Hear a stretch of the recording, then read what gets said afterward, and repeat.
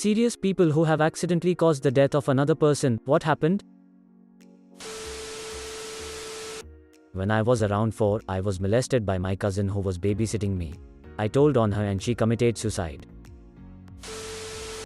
I've posted this before in more detail, but the truncated version is when I was 16 years old, I hit an 87-year-old man after he ran stop sign. I was with him holding his hand when he died on the sidewalk. He had a heart attack. They weren't able to determine if he had the heart attack before the accident, which would explain why he blew through the stop sign, or if he had one as a result. His family was very gracious and I am very grateful for them. His son called me the day after it happened and told me his mom had died 6 months prior. His dad had been very depressed, and while they were sad he died this way, they were happy to think their parents were reunited. When I was 18, I was working the night shift in a nursing home as an aide. Part of my job was to turn the paralyzed patients every 2 hours to make sure they didn't get bed sores, etc. This one particular resident had late-stage Parkinson's diseases and her muscles and joints were stiff and brittle and she was catatonic. As I was flipping her from one side to another, I applied light pressure to her leg to move her back a bit, and this snapped her femur. Given her age and health, the doctors decided that surgery was dangerous and she would have to heal on its own, if at all. Because of this, we could no longer flip her, which resulted in bed sores. She eventually went septic from those bed sores and died of septic shock. I always felt so bad about that. Mine was through decision, but I felt as though I had personally done the deed. Freshman year of college, a bunch of friends and I had planned on going out camping for Memorial Day weekend. At the last minute, I changed the plans on us to go swimming and staying at my family's lake house instead, because beds, and TV and stuff. First night and it in the water, we decided to swim out to the middle of the lake and just tread water and laugh and splash around. After a while we all swam back to the dock and I was second to last in front of Tommy. Tommy never got out. I dove back in but couldn't find him anywhere. We had no phone in the cabin, so after I ran back up the hill I ran barefoot down the gravel road to the main road, then to the nearest neighbor's house, hysterical. They called the police and then at the end divers found him about 12 feet from the end of the dock. I blamed myself horribly for the change of our plans. I sat through the funeral numbly while his parents lied to me about how much he looked forward for weeks to the swimming trip. I stopped going to my honors classes and drank and smoked myself into an opium stupor for the rest of the semester and failed out of college. I kept abusing myself for 2 years until I finally got myself some help with my depression over it. I'm not sure if this counts, but I want to get it off my chest after reading these. My friend was a well-known and liked guy. Very social. Did drama, football and baseball in high school. Some of the best moments of my life was with him. One day he just stopped coming around. He would read my messages but not reply. He ignored anyone else. It was so bizarre. One day, he came to my house and it was like the good old days. He said he got into target shooting but his gun blew up because he fired a bullet that had been in the washing machine. He had some powder burns on his hands. He asked to borrow one of my guns and I said yes. 2 days later he shot himself with it. I've hated myself since.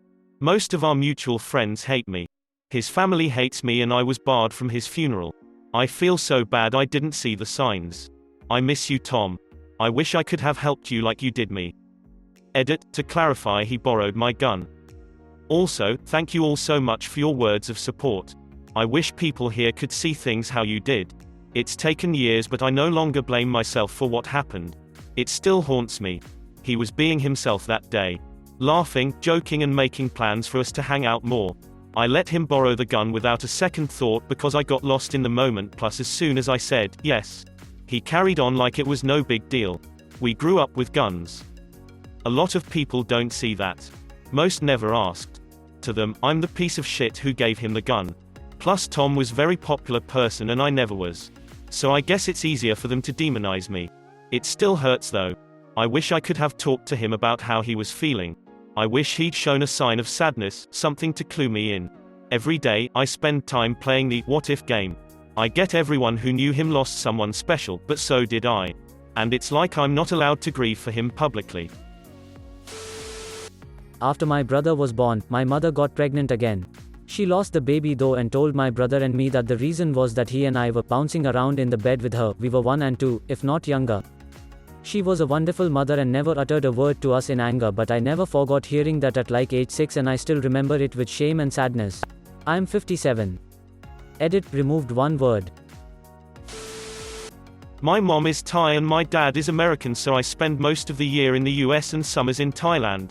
When I was 8, my family and my cousin's family were at the beach in Charam. My cousin's son, James, and first had been playing in the ocean for hours by this time, and we were both exhausted. Since we began playing, the water got much more violent with large waves as a thunderstorm was starting. As soon as my parents heard lightning, they yelled for us to come back to the shore, and I just started swimming back without checking to see if James was following. When I walked up onto the sand, I looked back and I couldn't see him. We were much farther out than 2 8-year-olds should have been, and James was too tired to keep himself above the water.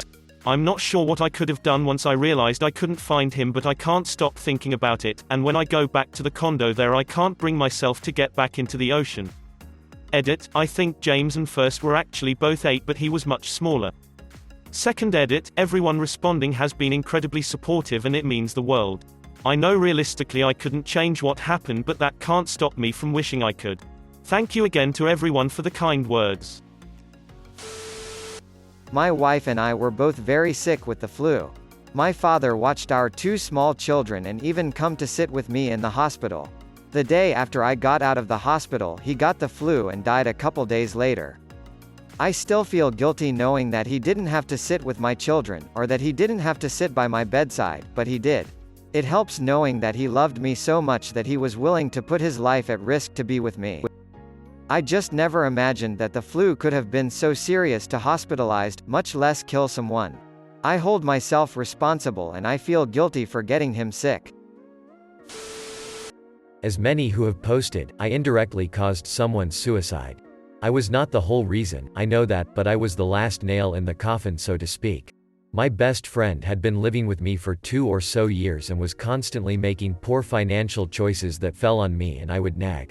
We eventually got kicked out of one place due to this, and I raged at him, but ultimately forgave him because even after all of his shortcomings, he was always there when I needed someone. Fast forward to me being gone for the weekend, I get home and check my financials and see that there are some weird food or charges on there. I call the places and ask where they were delivered to and realize he'd used my credit card to buy food. Now I'd given him money when he needed it before because I will not let someone go hungry, but a steal was the last straw and I lost it, absolutely lost it, and just unleashes everything on him.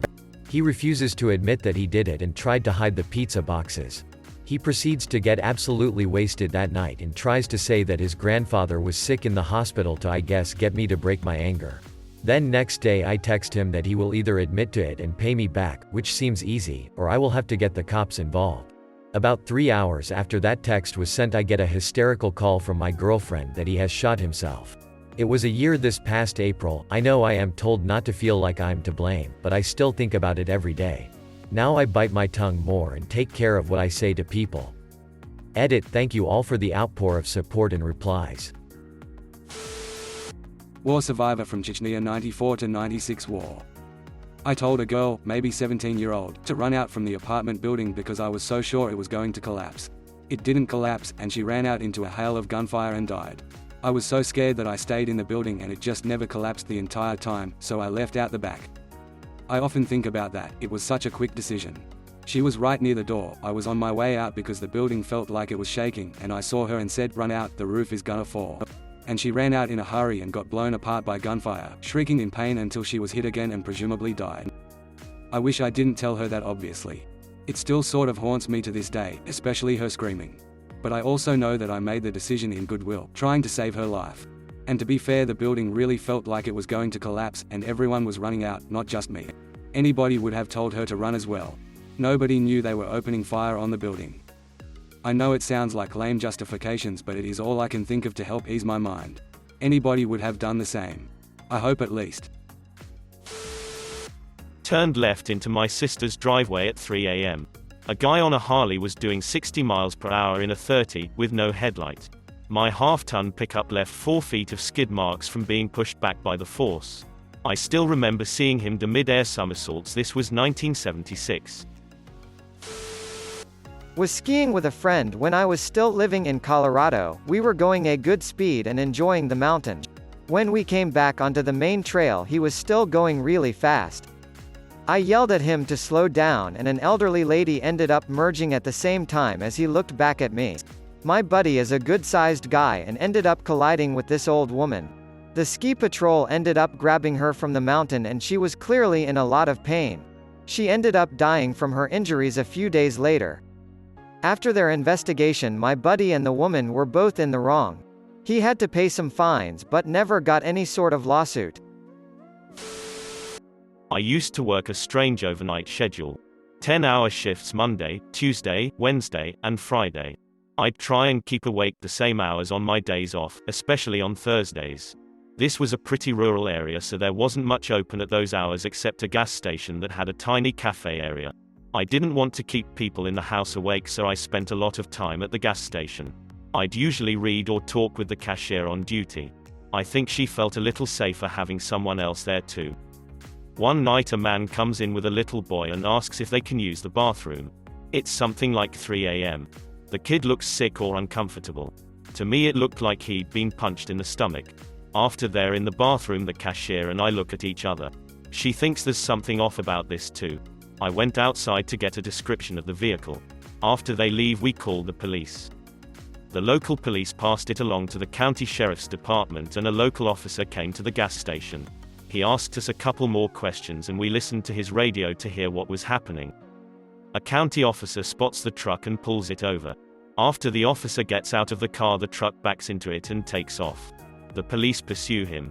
We didn't get a lot of details after that. He crashed or abandoned the truck. The truck was on fire and loose rounds of ammunition was going off in the truck. I believe the boy was somewhere safe because I didn't hear any more about him. The guy tried to swim across a small but deceptively treacherous river and he drowned. That was close to 20 years ago. If I remember correctly, he was the boy's dad but did not have custody. He was recently released from prison and the truck was stolen. *Edit, at the time of the story, the man had been recently released from prison prior to stealing the truck and drowning. I was supposed to meet a friend to head to soccer practice, but he wasn't there when I got to where we were supposed to meet. I got impatient and decided to head to practice myself. He never got there, so I assumed he was sick or something. 2 days later, my mum told me he got hit by a car and died after running out in the street to get a ball he was kicking while waiting for me. The timing of things seems like if I had waited just a minute longer, he wouldn't have had to wait for me and would have lived. I was dating this girl that was a little dysfunctional due to being sexually abused by her grandpa and nobody knew about it. I noticed some red flags and got her to open up and tell me about it. After we broke up, I told her mum she should stop inviting grandpa over to Thanksgiving dinners due to the sexual abuse. The mum called me a liar, but after asking the other daughters, cousins about it, they confirmed it was true and that they had all been molested too. After word got back to grandma, she said, "I'll take care of it." Fast forward a week and grandpa is dead. Apparently grandpa had a lot of serious medications he was taking and grandma messed with the dosage, which killed him. His death was ruled natural cause and nothing ever happened to grandma. Consider subscribing.